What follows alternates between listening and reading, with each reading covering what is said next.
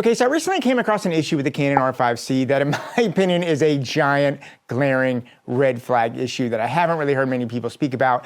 And I think if you are using the R5C, and more specifically, if you're using the double card function of the R5C, something you really need to be aware of because it could be something that really, really burns you if you don't know what's happening. Oh, hey, and do me a favor, if you find this video in any shape useful, or you want to learn more about the R5 Mark II, the R5, or the R5C, go ahead and hit that like and subscribe button. It is really hard to keep a YouTube channel going these days, and your subscriptions are the only thing to keep this channel going. Now, as we all know, the Canon R5C, just like the R5 and R5 Mark II, has a dual card recording capacity. You have the CF Express and you have the standard SD card capacity. However, there are things that this camera does that is very, very different than the way the R5 and the R5 Mark II and the whole Canon mirrorless line does work. I think it has something to do with the cinema operating system, but you need to be aware of it. And I want to show you what the problem is. And kind of why I think this is so important for you to be aware of is I do feel the Canon R5C, it's a great camera, but I do feel that a lot of you out there that are using it are going to be using it in multi-cam shoots as like a B cam or C cam in conjunction with other cameras.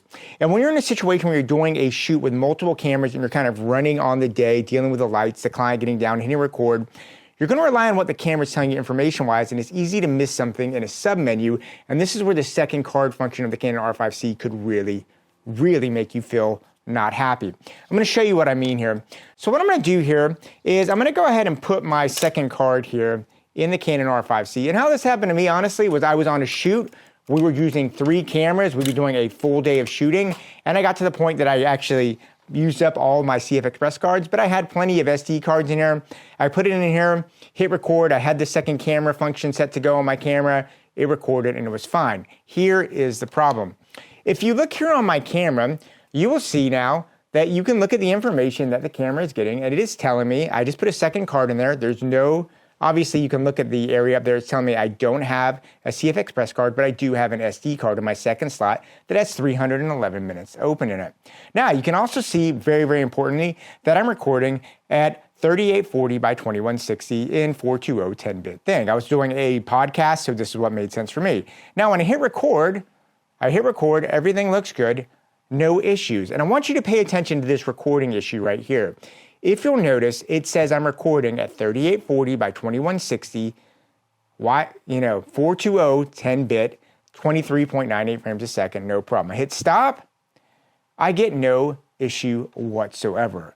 But here is where the burn comes in. If I actually play this thing back, look at this. If I play this back, I want you to look at something. Notice how it says this is a 1920 by 1080 file. It downsampled it to an HD versus a 4K file, and I received absolutely no warning or notice that this was happening inside the camera when it happened. If I come out of here and come back to my normal system to go and record again, you will see that I have a 3840 by 2160.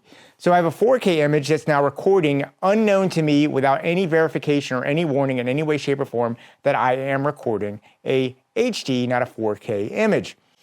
This is an absolute glaring mistake in the Canon R5C that you need to be aware of, because you could spend a whole day recording, verifying your information while you're recording. And if you can see here, I'm recording, and it's telling me that my camera is recording in 3840 by 2160. I'm getting a 4K recording.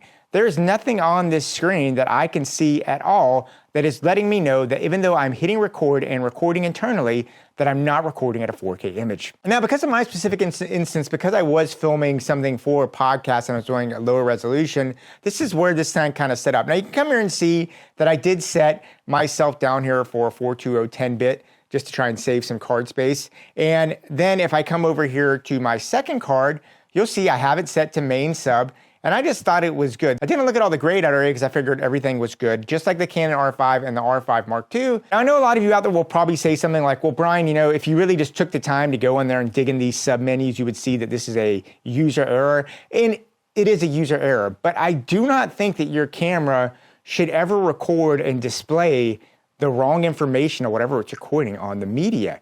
Even if there was a second thing that came up that showed you some kind of issue there, it would be nice to know. But you could literally go and record on this and never know that you had an issue with this camera. I think that's a major major red flag on the Canon R5C. If you are doing second card functions, you need to be aware of that. Now, you can come up and depending on your recording thing, if I come back here and let's say I want to go back to say XFAVC, I'll do that. It's going to tell me now that my second card function has changed. I can come and set the sub thing here, and I can notice once again it's defaulted to 1920 by 1080. And if you notice, if I hit record again, once again, it's easy to overlook this. It's recording in 1920 by 1080 and not 4K, even though it tells me on the screen I'm recording in 4K.